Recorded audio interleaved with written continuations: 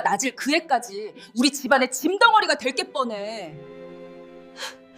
어머님, 제발. 더는 못 봐주겠다. 당장 내 집에서 나가. 우리 진우가 대체 뭐가 부족해서 저런 애랑 결혼했는지. 애는 또 왜 가져? 뒷감당할 능력은 있고. 당장 우리 집에서 나가. 임신한 며느리를 이리도 매정하게 쫓아낸 시어머니 문혜숙. 하지만 그녀는 자신이 내쫓은 며느리가 누구인지 꿈에도 상상하지 못했다. 월급 200만 원짜리 격리라며 온갖 무시와 구박을 일삼던 시댁 식구들. 그런 그들 앞에 상상조차 못한 거대한 반전이 기다리고 있었으니 과연 이들에게는 어떤 비참한 운명이 펼쳐질까? 그리고 서윤의 숨겨진 정체는 과연 무엇일까? 대체 우리 진우가 뭐가 아쉬워서 저런 애랑 연을 맺었는지 도통 이해가 안 가네. 문혜숙은 거실 소파에 앉아 며느리 이서윤을 곁눈질하며 속으로 깊은 한숨을 내쉬었다. 서윤은 값싼 회색 후드티에 청바지 차림으로 소파 가장자리에 위태롭게 걸터 앉아 있었다. 진우야, 엄마가 차라도 한 잔 내올까? 아닙니다, 어머님. 괜찮습니다. 서윤의 목소리는 모기 소리만큼이나 작고 조심스러웠다. 해숙은 며느리의 초라한 행색을 위아래로 훑어보며 코웃음을 쳤다. 어디 하나 명품이라고는 걸친 게 없구나. 저 가방도 시장에서나 파는 물건 같으니. 궁고 개세삼아. 해숙의 날카로운 시선이 서윤의 작은 천가방에 꽂혔다. 서윤은 그 시선을 감지하고 가방을 무릎 위로 끌어올려 감싸 안았다. 그런데 서윤아, 너 직장은 어디 다닌다고 했지? 작은 무역회사에서 격리 일하고 있습니다. 월급은 얼마나 받는데? 서윤의 얼굴이 홍당무처럼 붉어졌다. 옆에 앉은 남편 김진우는 불편한 기색으로 어머니를 쳐다봤다. 엄마, 그런 건 왜 물어보세요? 아니, 궁금하잖니. 우리 며느리가 살림에 얼마나 보탬이 될까 싶어서 말이다. 해숙은 조금도 미안한 기색이 없는 얼굴이었다. 서윤은 작은 목소리로 답했다. 많이 받지는 못합니다. 얼마나 못 받기에 말을 흐려? 서윤은 고개를 푹 숙였다.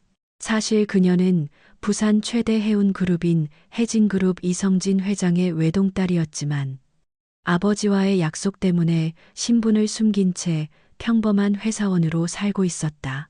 진우와 만난 것도 철저히 신분을 숨긴 상태에서였다. 200만 원 정도요. 해숙의 두 눈이 동그래졌다. 이내 혀를 끌끌 차며 고개를 가로저었다. 어머, 세상에, 요즘 편의점 아르바이트생도 그것보다는 더 벌겠다. 서윤의 어깨가 더욱 움츠러들었다. 진우가 어머니의 팔을 슬며시 잡으며 말했다. 엄마, 서윤 씨도 자기 자리에서 열심히 하고 있잖아요. 열심히 하면 뭐하니? 그 푼돈으로 뭘 어쩌겠다는 거야? 집안 살림에 티도 안 나겠네. 해숙은 싸늘하게 쏘아붙였다. 서윤의 눈가가 뜨거워졌지만 그녀는 필사적으로 눈물을 참았다. 어머님, 제가 앞으로 더 잘하겠습니다. 더 잘한다고 없던 능력이 생기니 애초에 그릇이 안 되는 걸. 해숙의 말은 비수가 되어 서윤의 가슴에 밝혔다. 서윤은 입술을 꾹 깨물고 아무런 대꾸도 하지 못했다. 그나저나 서윤아, 너희 부모님은 뭐 하시는 분들이라던? 아버지는 사업하십니다. 사업? 무슨 사업? 서윤은 잠시 망설였다. 아버지가 해진그룹 회장이라고 밝힐 수는 없는 노릇이었다. 항만 관련 일 하세요. 항만, 규모는 어느 정도인데? 그냥 작은 규모입니다. 해숙은 실망한 표정을 숨기지 않았다. 작은 규모면 하청업체 인부나 다름없겠네. 어휴, 진우야, 네가 어쩌다 이런 집안이랑. 진우 역시 서윤의 정확한 신분을 알지 못했다. 그저 평범한 집안의 딸이라고만 알고 있었을 뿐이었다. 엄마, 서윤 씨 사람이 좋잖아요. 사람만 좋으면 뭘 해? 경제력이 뒷받침되어야지. 결혼은 현실이야, 현실. 해숙의 목소리에는 노골적인 실망과 불만이 가득했다. 서윤은 가슴이 꽉 막혀 숨쉬기조차 힘들었다. 그래도 서윤이는 착하고 예의 바른 아이잖아요. 진우가 아내를 감싸려 했지만 해숙은 코웃음을 쳤다. 착하면 밥이 나오니 돈이 나오니 현실을 좀 직시해라, 우리 아들. 서윤의 손이 무릎 위에서 가늘게 떨리고 있었다. 시어머니의 날 선 말들이 심장을 도려내는 듯했다. 어머님, 제가 비록 부족하지만 열심히 살겠습니다. 부족한 정도가 아니지. 우리 진우가 대체 왜 너 같은 애랑. 해숙은 말을 잇지 못하고 긴 한숨을 내쉬었다. 서윤은 그 한숨이 자신을 향한 깊은 절망의 표현임을 직감했다. 저희 집안도 그리 나쁜 편은 아니에요. 서윤이 작은 목소리로 항변했지만 해숙은 믿지 않는 표정이었다. 괜찮다는 게 어느 정도인데? 물려받을 재산이라도 있니? 서윤은 대답하지 못했다. 실제로는 천문학적인 재산이 있었지만 말할 수가 없었다. 대답이 없는 걸 보니 역시 없구나. 해숙은 확신에 찬 목소리로 고개를 저었다. 진우가 어색한 분위기를 전환하려 말했다. 엄마, 차라도 한 잔 주세요. 서윤 씨 목마를 것 같은데. 차는 며느리가 타오는 거 아니니? 시댁에 와서 소파에 멀뚱히 앉아만 있으면 쓰는 거니? 해숙의 말에 서윤이 벌떡 일어났다. 제가 끓여드리겠습니다. 아니다, 됐다. 어차피 네가 끓여와봤자 우리 입맛에 맞지도 않을 텐데. 해숙은 서윤이 일어서려는 것마저 제지했다. 서윤은 다시 자리에 앉으며 어쩔 줄 몰라 했다. 진우야, 넌 정말 보는 눈이 없구나. 어떻게 이런 애를 데려왔니?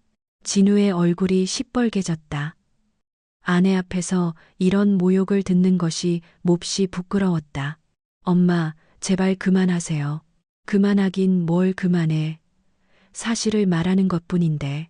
서윤은 눈물이 터져 나올 것 같았지만 이를 악물고 참았다. 결혼 후 처음 방문한 시댁이었지만 시어머니의 반응은 지옥 그 자체였다. 앞으로 우리 집에 자주 드나들어야 할 텐데 눈치껏 행동해. 알았지? 알았지? 네, 어머님. 서윤의 목소리는 땅속으로 기어 들어가는 듯했다. 해숙은 며느리의 위축된 모습을 보며 만족스러운 미소를 지었다. 그리고 다음 명절 때는 혼자 오지 말고 부모님 모시고 와. 어른들께 인사는 드려야지. 서윤의 얼굴이 새하얗게 질렸다. 아버지가 오시면 모든 것이 탄로날 터였다. 네, 알겠습니다.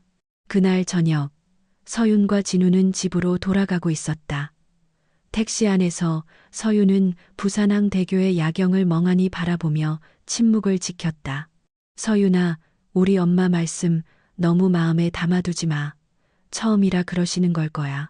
진우가 아내의 손을 잡으며 위로했지만 서윤의 마음은 천근만근 무거웠다.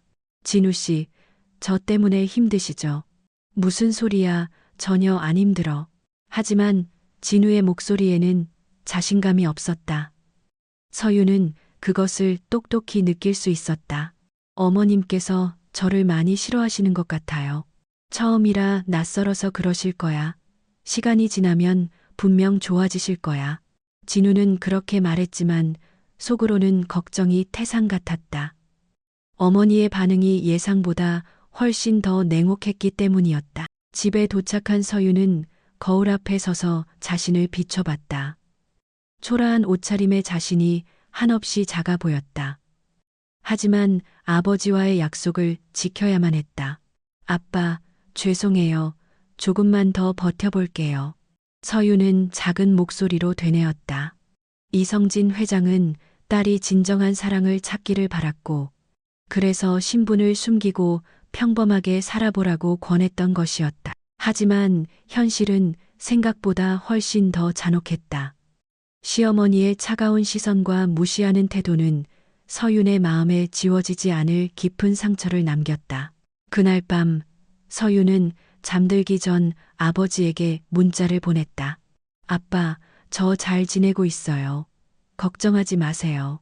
하지만 실제로는 걱정과 불안으로 심장이 타들어가는 듯 했다. 앞으로 시댁과 어떻게 지내야 할지 눈앞이 캄캄했다. 어머님, 드릴 말씀이 있어요. 서유는 조심스럽게 시어머니 해숙에게 다가갔다. 결혼 3개월 만에 찾아온 임신 소식을 전하기 위해서였다. 무슨 말인데?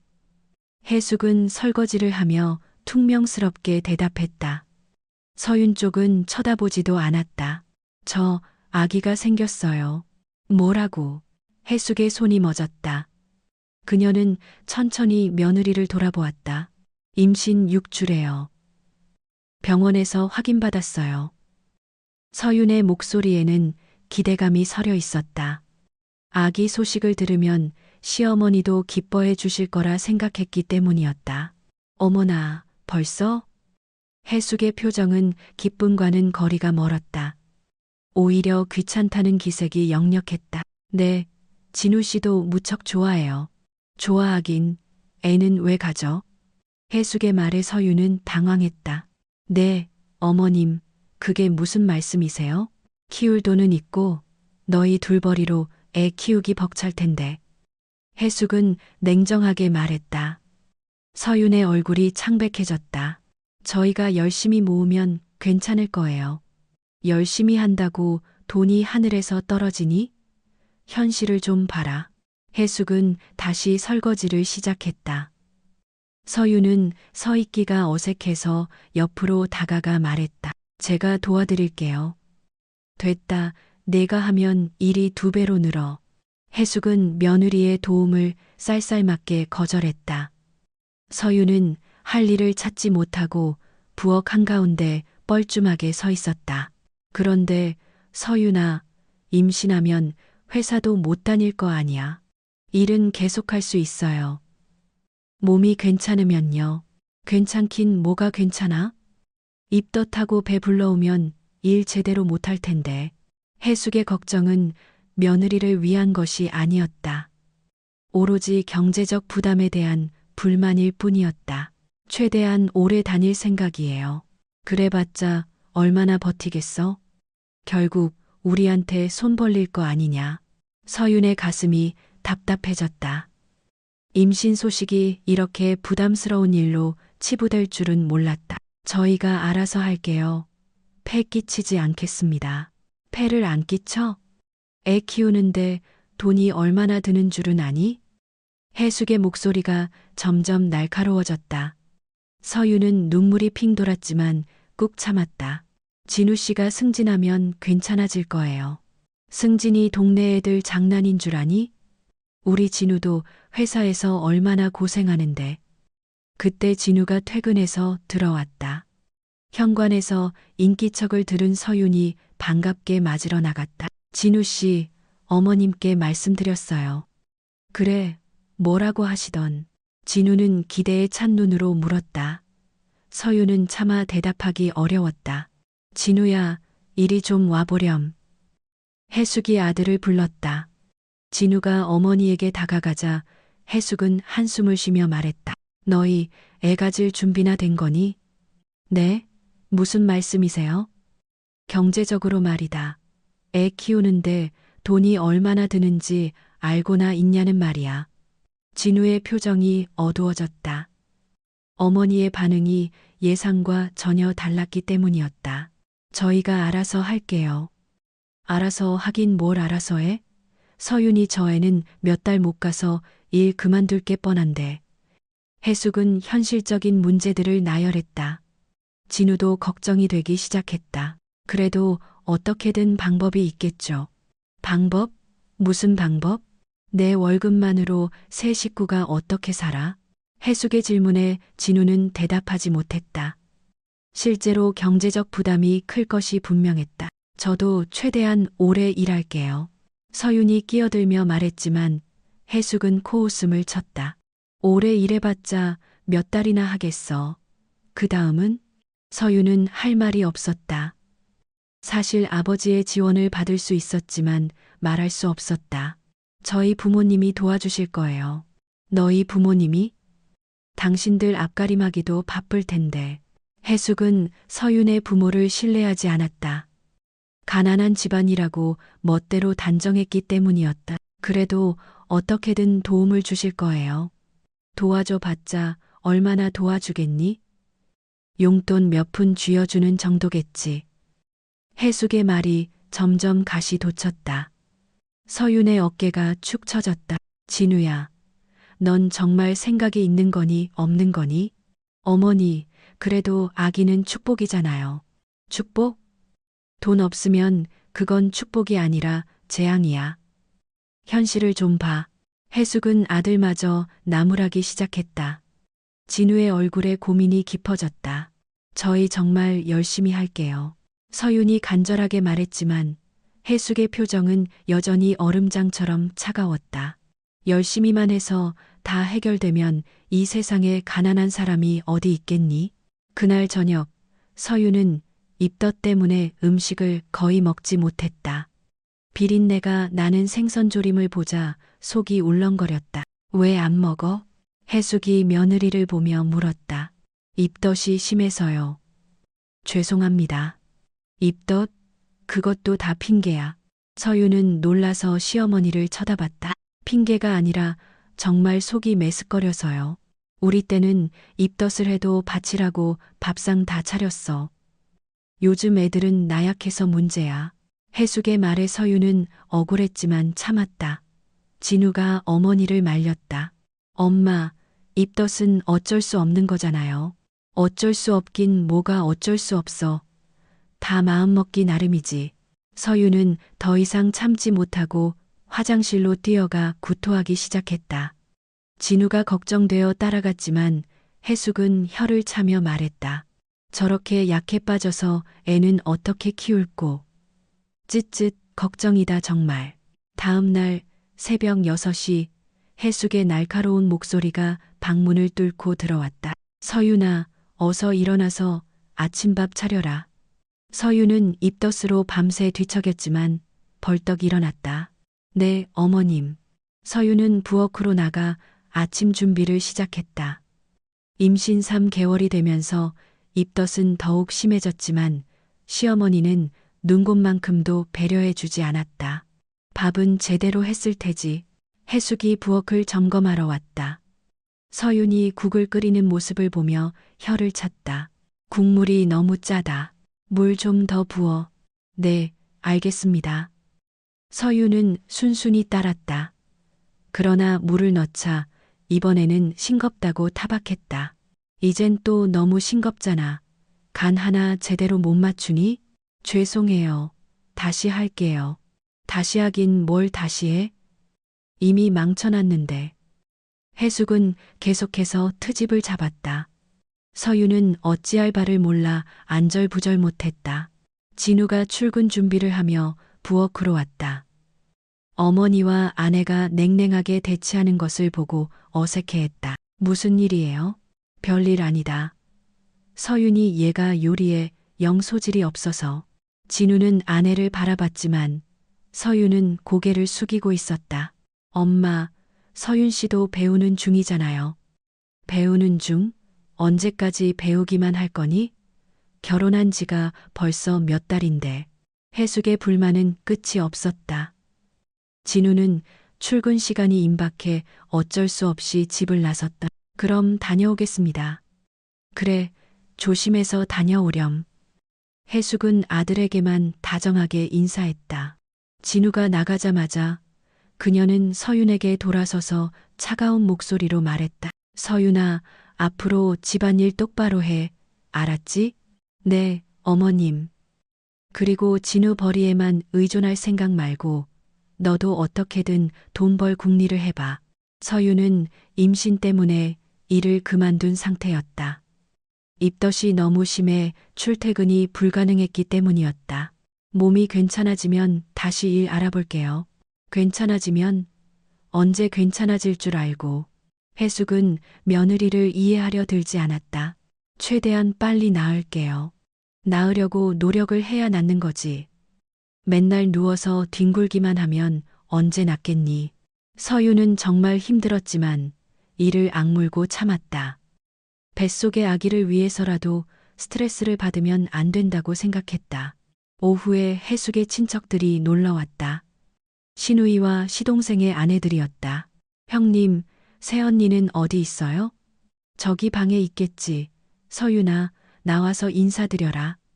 서윤이 거실로 나와 정중하게 인사했다. 안녕하세요. 어머, 되게 평범하게 생겼네. 친척들은 서윤을 위아래로 훑어보며 수군거렸다. 서윤은 불편했지만 애써 미소를 지으며 참았다. 차 끓여서 내오너라. 해숙이 서윤에게 명령했다. 서윤은 부엌으로 가서 차를 준비했다. 그런데 거실에서 들려오는 대화가 서윤의 귀에 똑똑히 들렸다. 우리 진우 도련님이 참 이상한 선택을 했네. 그러게 말이야. 왜 하필 저런 애를. 내 말이 우리 진우 정도면 더 좋은 집안 여자 만날 수 있었을 텐데. 친정이 뭐하는 집안이랬죠? 항만에서 일한다는데 조그만 하청업체래. 거의 인부 수준이지 뭐. 어머나, 그럼 완전 흙수저 집안이네. 서윤의 심장이 철렁 내려앉았다. 친척들 앞에서 그런 이야기를 하다니. 그러게 말이다. 저런 며느리는 처음 본다, 정말. 서윤은 차를 들고 거실로 나갔다. 친척들은 서윤이 오자 입을 다물었다. 차 여기 놓겠습니다. 고마워. 그런데 새언니, 일은 안 해? 지금은 몸이 안 좋아서 쉬고 있어요. 몸이 안 좋다고? 어디가 안 좋은데? 임신 초기라서 입덧이 심해서요. 입덧? 그거 다 꾀병 아니야? 친척들마저 해숙과 똑같은 반응이었다. 서윤은 당황했다. 꾀병이 아니라 정말 힘들어요. 우리 때는 임신하고도 바치라고 집안일 다 했는데 요즘 애들은 너무 약해 빠졌어. 서윤은 더 이상 참을 수 없었다. 하지만 어른들 앞에서 대들 수도 없는 노릇이었다. 저는 방에 좀 들어가 있겠습니다. 서윤이 자리를 피하자 친척들의 대화가 다시 시작되었다. 저런 며느리 데리고 괜찮겠어요, 형님? 진우 도련님이 고생 좀 하겠는데. 내 말이 그 말이다. 남편 벌이도 안 도와주고 경제적으로 기여도 못하면서 몸까지 약하면 어떡하니? 정말 걱정이다, 걱정. 서윤은 방 안에서 이 모든 대화를 들었다. 눈물이 쏟아질 것 같았지만 꾹 참았다. 아가야, 미안해. 엄마가 못나서 미안해. 서윤은 배를 쓰다듬으며 속삭였다. 뱃속의 아기에게 너무나도 미안한 마음이 들었다. 저녁에 진우가 돌아왔다. 친척들은 이미 돌아간 후였다. 서윤아, 어디 있어? 방에 있어요. 진우가 방으로 들어오자 서윤은 억지로 미소를 지어 보였다. 오늘 친척분들 오셨다면서요. 응, 엄마가 그러시던데 별일 없었어? 네, 괜찮았어요. 서윤은 오늘 있었던 일을 말하지 않았다. 남편까지 힘들게 하고 싶지 않았기 때문이었다. 그런데 서윤아, 엄마가 그러는데 네가 좀 약한 것 같다고 하시네. 진우가 조심스럽게 말했다. 서윤의 표정이 굳어졌다. 제가 뭘 잘못했나요? 잘못했다기보다는 좀 더 적극적으로 행동했으면 좋겠대. 집안일도 그렇고 어머니께 잘해드리는 것도. 서윤은 억울했다. 나름대로 최선을 다하고 있는데 이런 말을 들으니 힘이 빠졌다. 제가 더 노력할게요. 그날 밤 서윤은 잠들기 전에 많은 생각을 했다. 시댁살이가 이렇게 지옥 같을 줄은 꿈에도 몰랐다. 서윤아, 아직도 자고 있니? 오전 9시 해숙의 목소리가 서윤을 깨웠다. 서윤은 어젯밤 입덧으로 새벽까지 뜬 눈으로 지샜지만 벌떡 일어났다. 죄송해요, 어머님. 죄송하긴 며느리가 시어머니보다 늦게 일어나서 될 일이야? 서윤은 임신 4개월이 되면서 몸이 더욱 무거워졌다. 하지만 해숙은 조금도 이해해 주지 않았다. 앞으로 일찍 일어나겠습니다. 일찍 일어나서 뭘 할 건데? 집안일 하나 제대로 못하면서. 해숙의 말이 점점 독해졌다. 서유는 부엌으로 가서 아침 준비를 시작했다. 그런데 밥솥을 열어보니 밥이 서리거 있었다. 어젯밤 피곤해서 제대로 확인을 못한 모양이었다. 어머, 이게 뭐니? 해숙이 설익은 밥을 보고 소리쳤다. 죄송해요. 다시 할게요. 다시 하긴 뭘 다시 해? 아침 시간 다 지났는데. 해숙은 화가 나서 밥솥 뚜껑을 쾅 소리가 나게 닫았다. 그 소리에 서윤의 어깨가 움찔했다. 이런 기본적인 것도 제대로 못해? 밥하는 게 그렇게 어렵니? 정말 죄송합니다. 죄송하다고 하면 밥이 저절로 되니? 우리 진우는 아침도 굶고 출근해야겠구나. 서윤의 눈에 눈물이 맺혔다. 하지만 해숙은 멈추지 않았다. 임신이 무슨 벼슬이야? 우리 때는 애 없고도 집안일 다 했어. 어머님, 제가 정말 조심할게요. 조심? 지금까지 조심한 결과가 이거야? 해숙은 설익은 밥주걱을 들고 서윤 앞에 내밀었다. 이런 걸 남편한테 먹이려고 했어? 서윤은 더 이상 참지 못하고 화장실로 달려가 구토했다. 또 토해? 꾀병 부리지 마. 해숙이 화장실 문 앞까지 따라와서 소리쳤다. 서윤은 구토를 하면서도 눈물을 흘렸다. 꾀병 아니에요. 정말 속이 안 좋아요. 속 안 좋으면 토하지 말고 참아, 더럽게. 해숙의 말에 서윤은 충격을 받았다. 어떻게 사람이 이렇게까지 잔인할 수 있을까 싶었다. 어머니, 뭐 불만 있으세요? 아니다, 없어. 서윤은 고개를 숙였다. 더 이상 대항할 기력조차 없었다. 그날 오후 서윤은 너무 힘들어 침대에 누워 있었다. 임신으로 인한 피로감이 극에 달했다. 야, 이서윤. 해숙이 방문을 벌컥 열고 들어왔다. 왜 누워 있어? 몸이 좀 안 좋아서요. 몸이 안 좋긴 뭐가 안 좋아? 그냥 게을러 터진 거지. 해숙은 서윤이 덮고 있던 이불을 확 잡아당겼다. 어머님, 추워요. 추우면 일어나서 움직여. 누워만 있으니까 춥지. 서윤은 이불도 없이 몸을 떨었다. 해숙은 그 이불을 들고 나가버렸다. 이불 좀 주세요. 이불은 아픈 사람이 덮는 거야. 넌 안 아프잖아. 저 정말 몸이 안 좋아요. 어디가 어떻게 안 좋은데? 말해봐. 서윤은 대답하지 못했다. 임신 증상을 설명해봤자 이해해주지 않을 것이 뻔했다. 대답 못하는 것 봐. 역시 꾀병이네. 해숙은 이불을 가지고 나가버렸다. 서윤은 추위에 떨면서도 일어날 수가 없었다. 저녁에 진우가 돌아왔다. 서윤이 이불 없이 웅크리고 있는 것을 보고 놀랐다. 서윤아, 왜 이불이 없어? 어머니가 가져가셨어요. 왜? 몸이 안 좋다고 누워 있으니까. 진우는 어머니를 찾아갔다. 엄마, 서윤 씨 이불 좀 주세요. 왜? 아픈 것도 아닌데 임신부잖아요. 감기라도 걸리면 어떡해요? 감기 걸리는 건 면역력이 약해서 그런 거야. 운동이라도 시켜야지. 진우는 어머니를 설득할 수 없었다. 결국 자신의 이불을 서윤에게 덮어주었다. 고마워요. 서윤은 작은 목소리로 말했다. 남편이 옆에 있으니 조금은 안심이 되었다.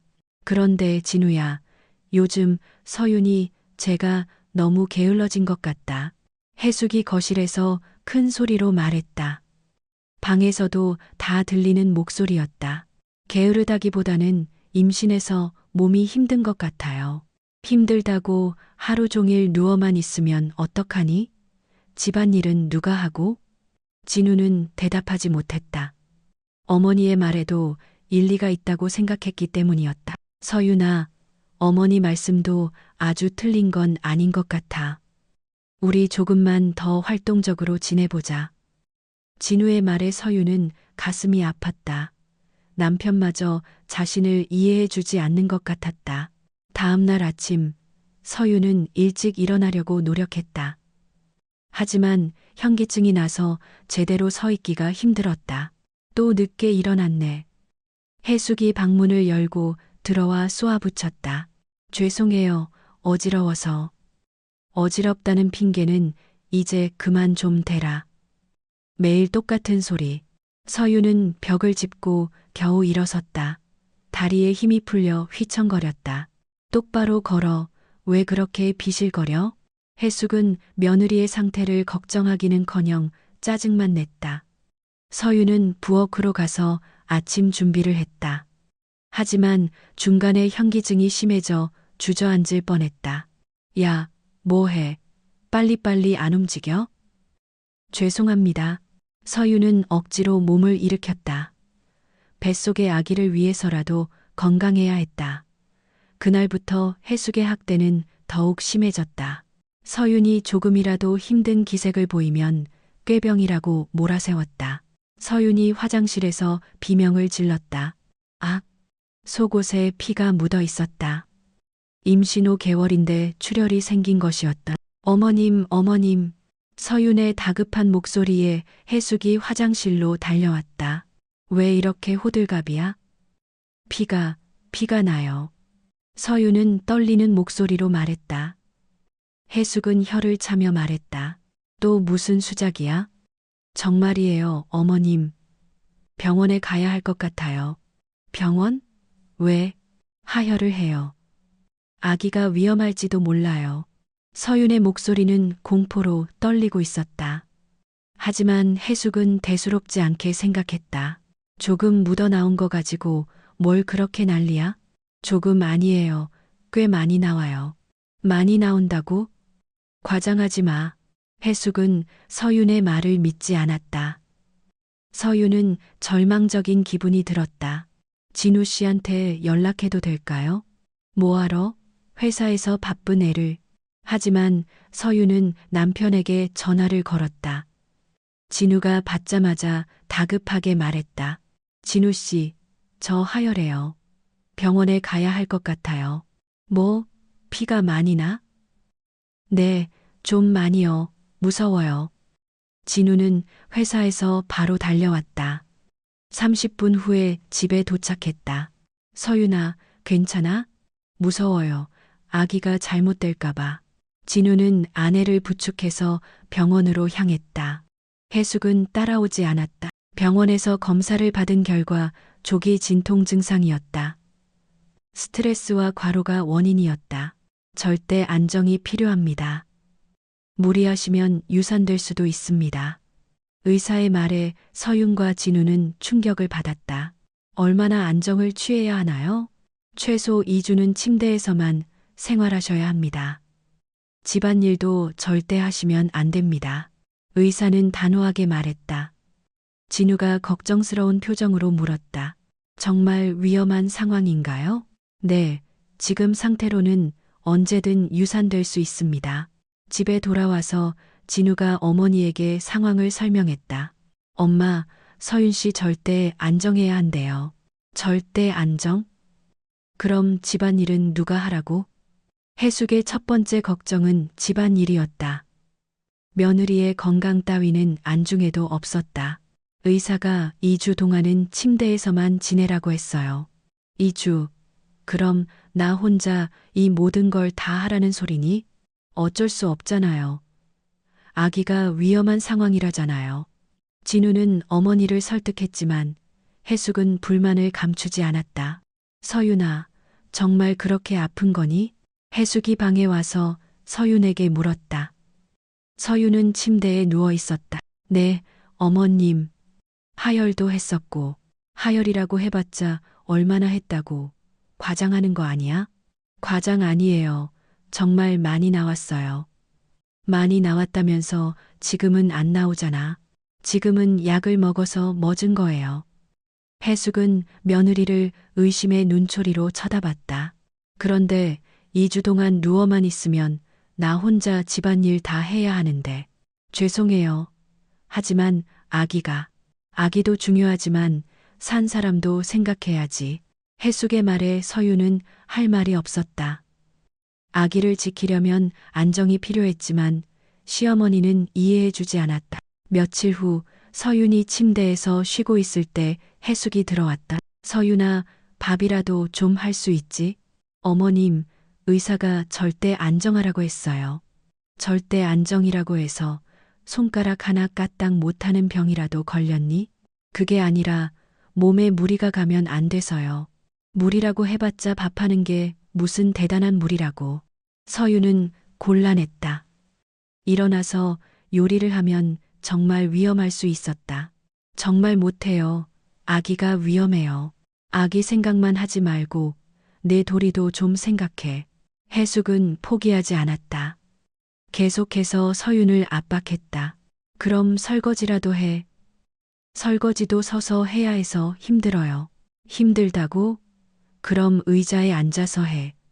어떻게 앉아서 설거지를 해요? 방법이야 찾으면 있겠지. 머리를 좀 써봐.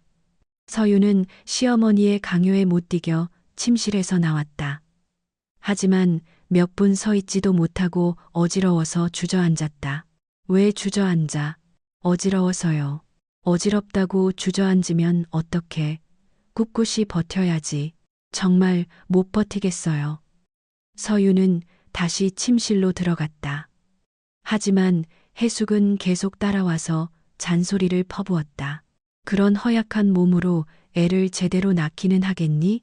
해숙의 말이 서윤의 가슴을 찔렀다. 마치 자신이 무능한 엄마가 될 것 같은 기분이 들었다. 저도 잘 모르겠어요. 잘 모르긴 뭘 잘 몰라. 자신 없으면 애초에 애를 가지질 말았어야지. 서윤의 눈에 눈물이 맺혔다. 시어머니의 말이 너무나 잔인했다. 죄송해요. 죄송하다고 해결될 일이 아니야. 정말 걱정이다. 걱정. 그날 밤 진우가 돌아와서 서윤의 상태를 확인했다. 좀 어때? 괜찮아요. 그런데 뭐. 서윤은 시어머니가 했던 말들을 전하고 싶었지만 참았다. 남편을 힘들게 하고 싶지 않았기 때문이었다. 아무것도 아니에요. 정말. 하지만 서윤의 마음은 이미 무너져 내리고 있었다. 서윤아, 이리 좀 나와보렴. 해숙의 차가운 목소리가 방 안까지 들려왔다. 서윤은 불안한 마음으로 거실로 나갔다. 해숙이 소파에 팔짱을 낀 채 앉아 있었다. 서윤은 조심스럽게 맞은편에 앉았다. 해숙의 표정이 평소보다 더욱 싸늘하게 느껴졌다. 우리 이제 정리를 좀 해야겠다. 정리요? 너와 우리 진우 사이 말이다. 서윤의 심장이 빠르게 뛰기 시작했다. 불길한 예감이 엄습했다. 무슨 말씀이세요? 무슨 말이긴 이혼하라는 소리지. 이혼이요? 어머님, 갑자기 왜 그런 말씀을. 갑자기가 아니야. 난 오랫동안 생각해왔어. 해숙의 목소리는 단호했다.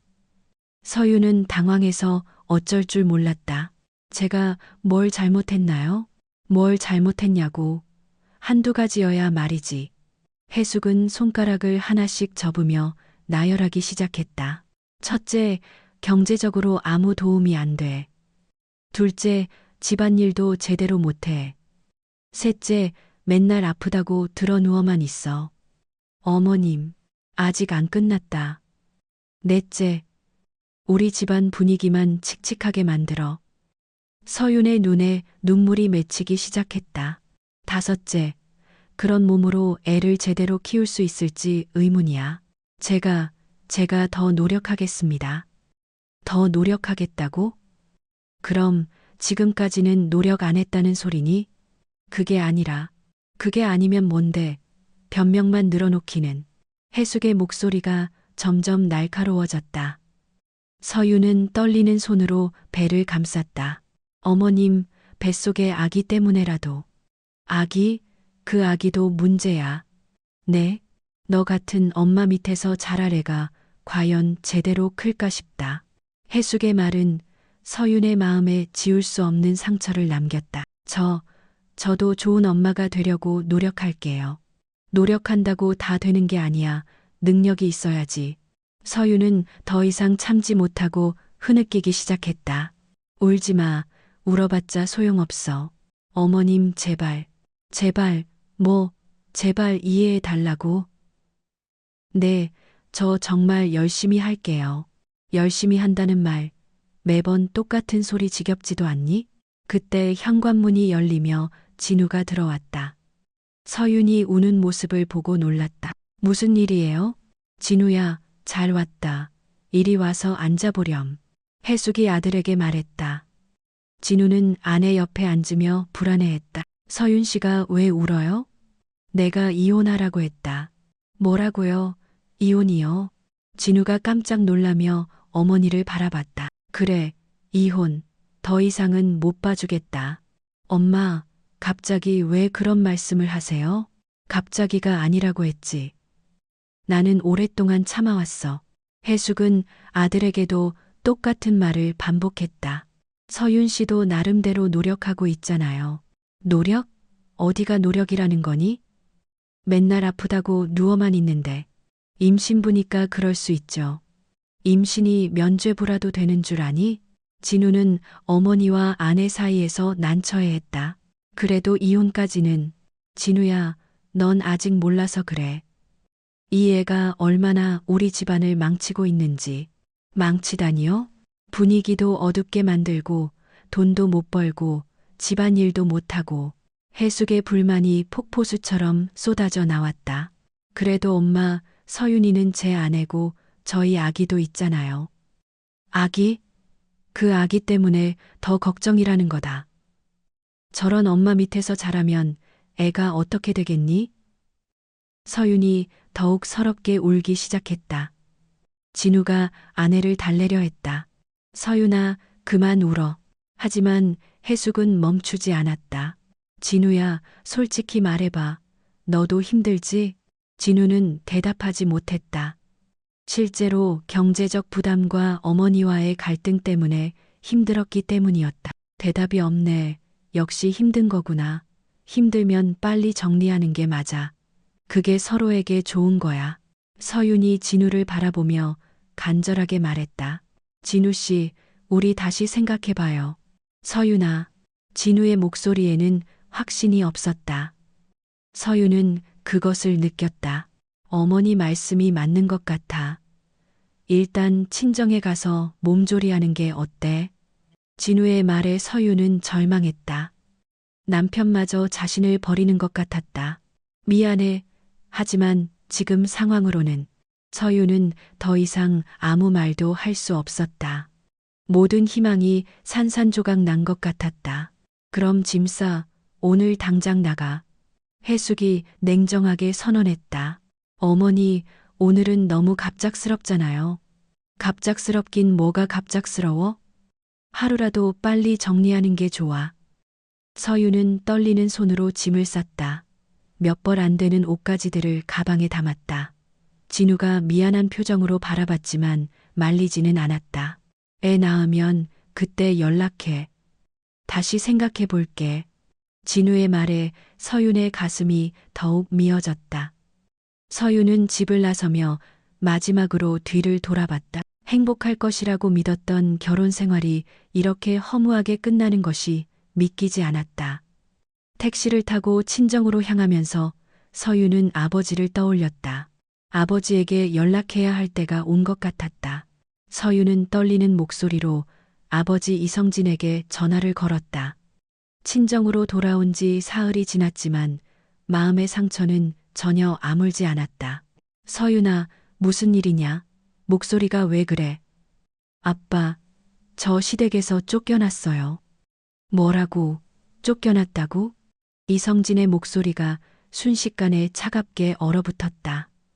서윤은 지금까지 있었던 모든 일들을 아버지에게 털어놓았다. 그래서 지금 친정에 와 있는 거야? 그 집안 인간들이 감히. 아빠, 저 이제 어떻게 해야 할지 하나도 모르겠어요. 서윤의 목소리에는 깊은 절망이 묻어 있었다. 이성진은 딸의 마음을 갈기갈기 찢어놓은 그들에게 참을 수 없는 분노를 느꼈다. 서윤아, 아빠가 전부 해결해 줄게. 아무 걱정하지 마. 너는 아무 생각 말고 몸조리에만 신경 써. 알았지? 이성진은 전화를 끊고 즉시 비서를 호출했다. 김 비서, 부산항만물류라는 회사 좀 알아봐. 대표가 김원철이라는 사람이야. 네, 회장님, 즉시 조사하겠습니다. 그리고 우리 그룹과 거래하는 모든 하청업체 명단도 가져오도록 해.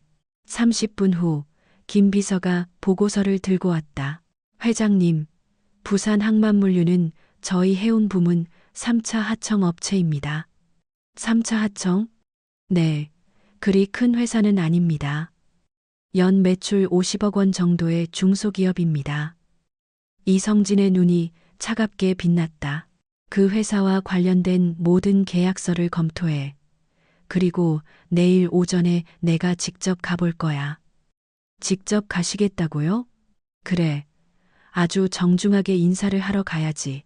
다음 날 오전 부산항만물류 사무실 앞에 고급 세단 여러 대가 줄지어 섰다. 해진그룹 이성진 회장이 직접 온 것이었다.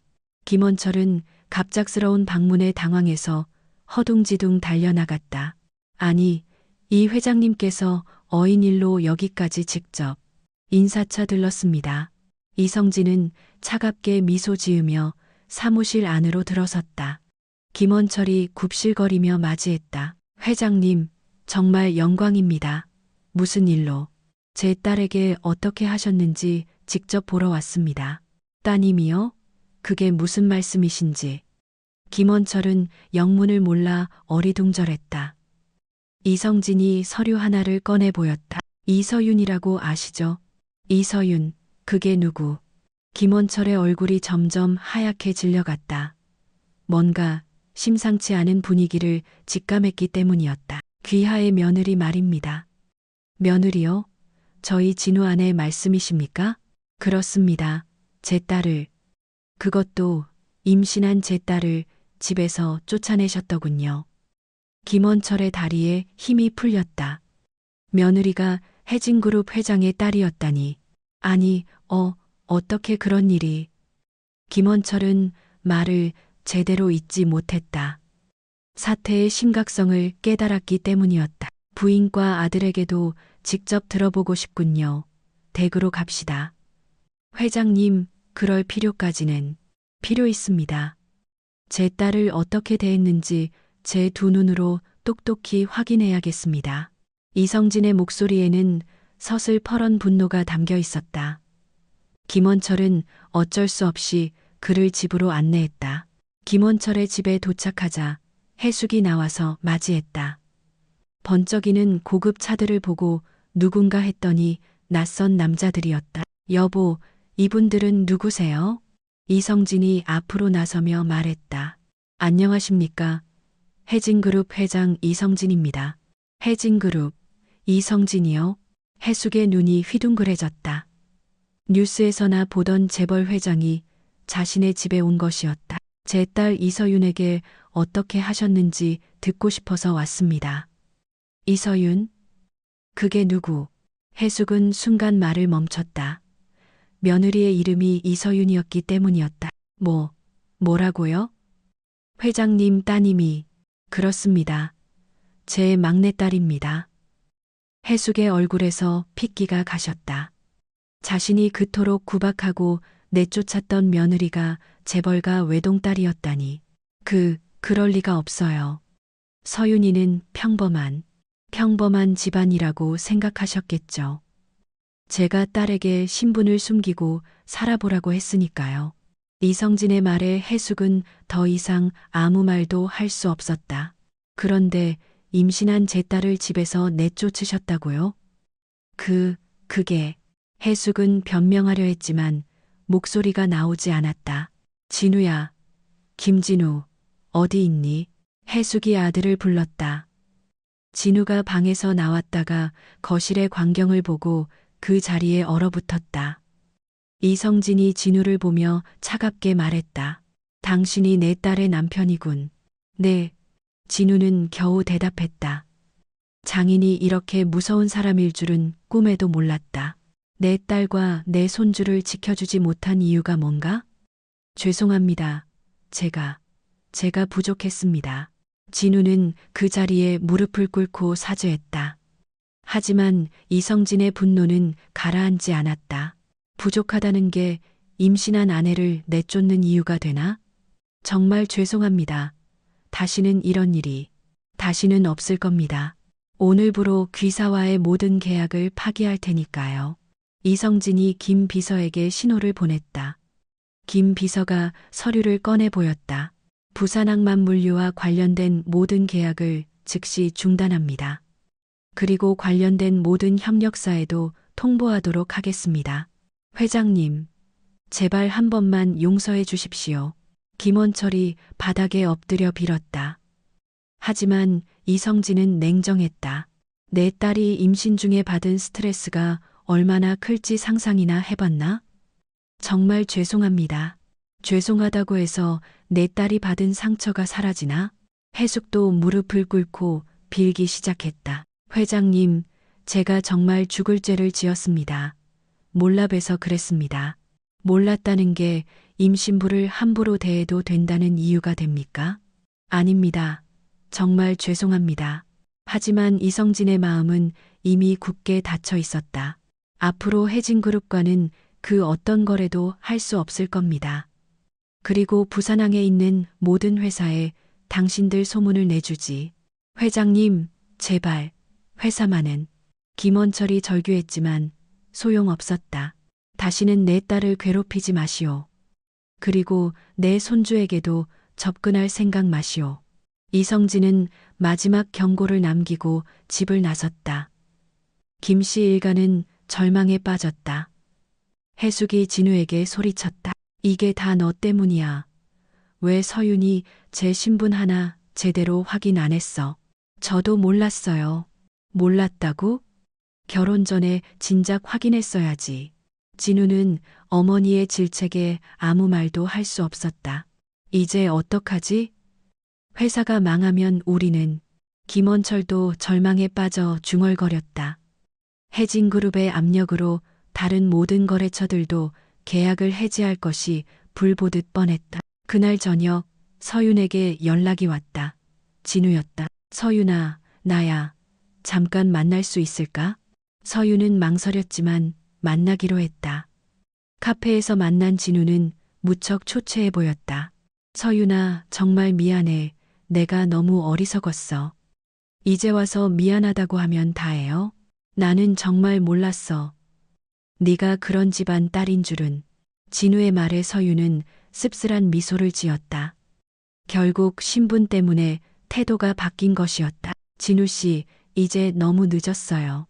서윤아, 제발 한 번만 더 기회를 줘. 기회는 이미 충분히 드렸어요. 그런데 진우 씨는 저를 버렸잖아요. 서윤의 목소리는 얼음처럼 차가웠다. 진우는 더 이상 할 말이 없었다. 그날 밤 이성진은 딸과 함께 저녁 식사를 했다. 아빠, 너무 심하게 하신 거 아니에요? 심하게. 그들이 너에게 한 짓에 비하면 아무것도 아니야. 그래도 진우 씨 가족들 너무 힘들어할 것 같아요. 서윤아, 넌 너무 착해서 문제야. 그들은 너를 조금도 배려하지 않았잖니. 서윤은 아버지의 말이 맞다는 것을 알았다. 하지만 마음 한구석이 복잡한 것은 어쩔 수 없었다. 일주일 후 부산항만물류는 완전히 무너졌다. 혜진그룹의 압력으로 모든 거래처가 계약을 해지했기 때문이었다. 김원철은 하루아침에 모든 것을 잃었다. 여보, 우리 이제 정말 어떡해요? 해숙은 남편에게 절망적으로 물었다. 집까지 담보로 잡혀 있어서 곧 길거리에 나앉을 판이었다. 모르겠어. 정말 아무것도 모르겠어. 김원철은 머리를 감싸쥐고 한숨을 쉬었다. 30년 동안 쌓아온 모든 것이 단 일주일 만에 신기루처럼 사라졌다. 진우도 회사에서 해고되었다. 아버지 회사가 망하면서 자동으로 실업자 신세가 된 것이었다. 엄마, 이제 우리 어떻게 살아야 해요? 진우는 어머니에게 물었지만 해숙도 답이 없었다. 이게 다 그 이서윤이라는 애 때문이야. 지금 와서 서윤 씨 탓해봤자 뭐해요. 우리가 잘못한 거잖아요.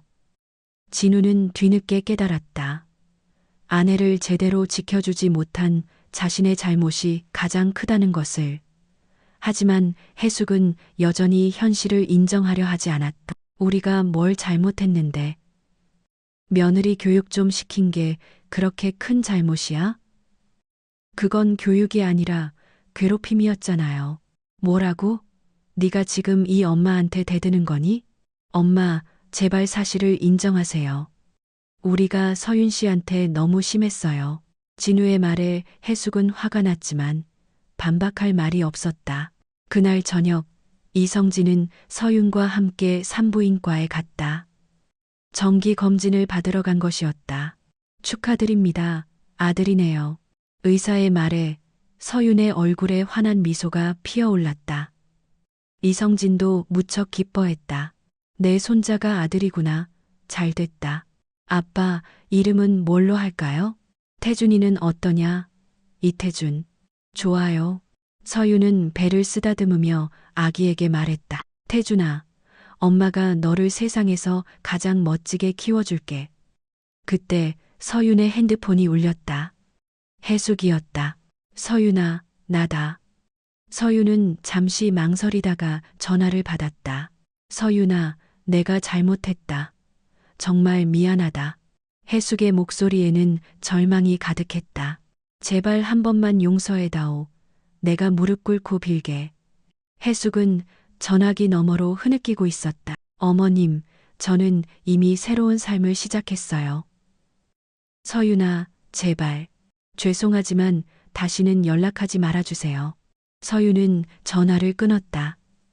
이성진이 딸의 어깨를 감싸며 말했다. 잘했다. 그들에게는 교훈이 필요해. 아빠, 제가 너무 냉정한 건 아닐까요? 냉정한 게 아니야. 당연한 일이지. 한 달 후 김 씨 일가는 작은 원룸으로 이사했다. 모든 재산을 잃고 최소한의 생계만 유지할 수 있었다. 해숙은 식당에서 설거지 일을 시작했다. 예전에는 상상도 못할 일이었다. 김원철은 건설 현장에서 일용직으로 일했다. 사장님에서 하루 벌어 하루 먹고 사는 신세로 전락한 것이었다. 어느 날 진우가 편의점에서 아르바이트를 하는데 TV 뉴스에서 해진그룹 소식이 나왔다. 해진그룹 이성진 회장의 외동딸 이서윤 씨가 건강한 아들을 출산했다고 발표했습니다. 화면에는 서윤이 아기를 안고 행복하게 웃는 모습이 비쳤다. 진우는 그 모습을 보며 복잡한 심정에 사로잡혔다. 자신의 아이이기도 했기 때문이었다. 하지만 이미 돌이킬 수 없는 강을 건넜다. 서윤은 완전히 다른 세상의 사람이 되어 있었다. 집에 돌아가서 진우가 어머니에게 말했다. 엄마, 서윤 씨가 애 낳았대요. 그래. 해숙의 목소리에는 힘이 하나도 없었다. 예전의 기세는 온데간데 없었다. 우리 손자인데. 손자? 우리한테는 이제 상관없는 애야. 진우는 씁쓸했다. 어머니의 그릇된 태도 때문에 모든 것을 잃게 된 것이었다. 엄마, 왜 그때 서윤 씨한테 그렇게까지 하셨어요? 나도 잘 모르겠다. 해숙은 후회하고 있었지만 이미 너무 늦어버렸다. 6개월 후 서윤은 새로운 삶을 시작했다. 아버지의 회사에서 경영 수업을 받으며 아이를 키웠다. 어느 날 우연히 마트에서 해숙과 마주쳤다. 해숙은 청소 카트를 밀고 있었다. 서윤아, 해숙이 조심스럽게 불렀다. 서윤은 잠시 멈춰섰다. 미안하다. 정말 미안해. 해숙의 눈에 눈물이 맺혔다. 하지만 서윤은 차갑게 대답했다. 이제는 깨달으셨겠죠. 사람을 겉모습만 보고 판단하면 안 된다는 걸요. 서윤아, 진정한 품격은 얼마나 많은 돈을 가졌느냐가 아니라 다른 사람을 어떻게 대하느냐에 달려 있어요. 서윤의 말에 해숙은 고개를 숙였다. 저는 이제 행복해요. 제 아이와 함께 새로운 삶을 살고 있으니까요. 서윤은 유모차를 밀며 그녀를 지나쳐 갔다. 해숙은 서윤의 뒷모습을 바라보며 한참 동안 그 자리에 서 있었다. 그날 밤 서윤은 아들 태준이를 재우며 생각했다. 힘든 시간이었지만 결국 값진 교훈을 얻었다. 태준아, 엄마는 너를 위해서 더 강해질 거야. 서유는 아기에게 조용히 속삭였다. 아기는 평화롭게 잠들어 있었다. 김 씨 일가는 평생 자신들의 과오를 뉘우치며 살아갈 것이다.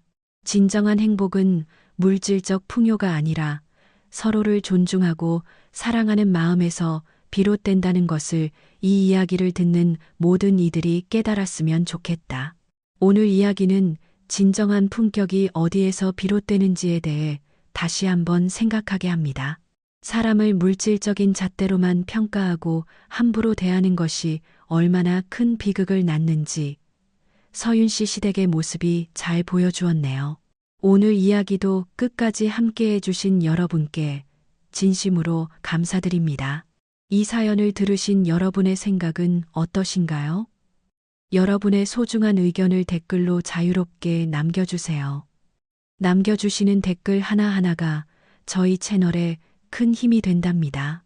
오늘 이야기가 마음에 드셨다면 구독과 좋아요를 꼭 눌러주세요. 알림 설정까지 해주시면 저희의 새로운 이야기를 가장 먼저 만나보실 수 있습니다. 앞으로도 여러분께 깊은 울림과 재미를 드릴 수 있는 이야기로 찾아뵙겠습니다. 시청해 주셔서 다시 한번 감사드립니다.